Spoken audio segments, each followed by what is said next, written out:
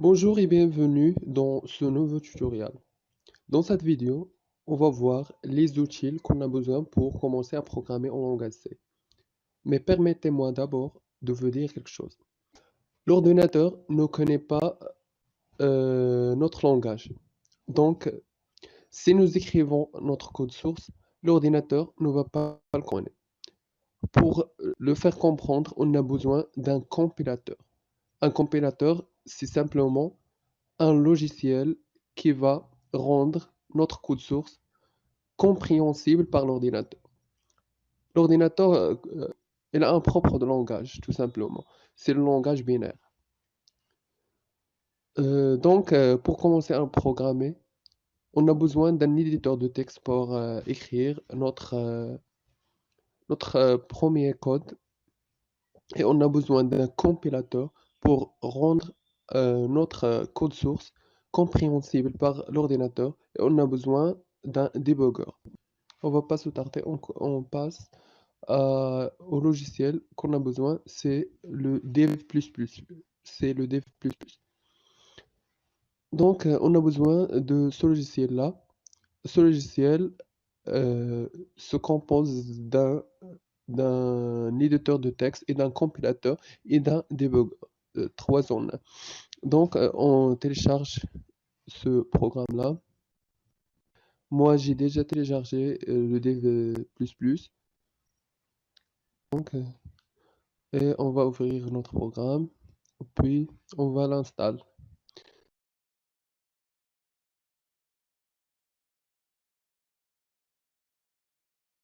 On choisit la langue, je vais choisir la langue française, puis j'accepte. Euh, Suivant, installer. On attend jusqu'à ce quand le programme s'installe.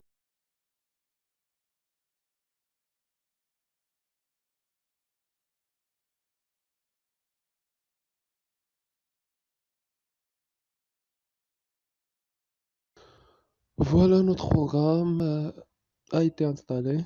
On va lancer notre programme. Hmm, Et il vous demande choisir la langue. Je vais choisir la langue française. Puis next. Next. Voilà, l'idée de programmation est prête. Pour commencer à programmer, on va créer un nouveau fichier source. Mais d'abord, je vais vous expliquer quelques utiles ici.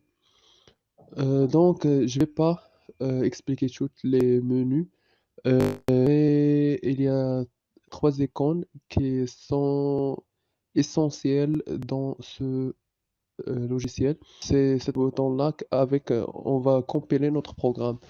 Et comme j'ai dit, compiler un programme, c'est le rendre compréhensible par l'ordinateur. Puis, on exécute notre programme, c'est avec ce bouton-là. Et on peut compiler, exécuter en même temps s'il n'y a pas d'erreur dans votre programme. Après la compilation, et il va se compiler sans problème. Mais si il y a des erreurs, euh, il va afficher les erreurs dans la barre au-dessous. Si par exemple vous utilisez l'ordinateur de votre ami et vous ne voulez pas perdre le temps à installer ce logiciel, il y a un compilateur en ligne.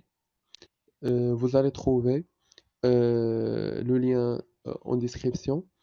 C'est à peu près la même avec le logiciel.